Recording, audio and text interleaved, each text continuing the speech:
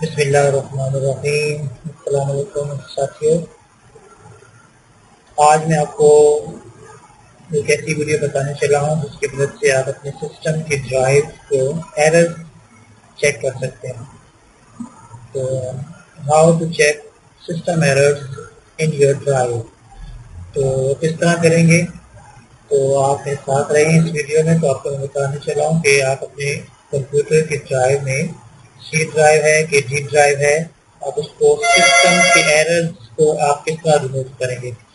ठीक है जी, आप आए ई में या किसी डी, ये आपके सामने ड्राइव नजर आ रही है ई, सी और एफ। आप इसको राइट क्लिक करें, प्रॉपर्टीज में जाएं।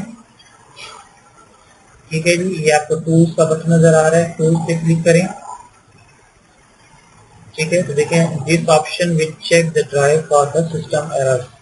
आप इसको चेक करें और सिस्टम ड्राइव, देखें आप इसको आप क्लिक करें, ये देखें स्कैनिंग शुरू हो जाएगी, यानी कि सिस्टम की जो ई ड्राइव है उसको आप एरर चेक करेंगे।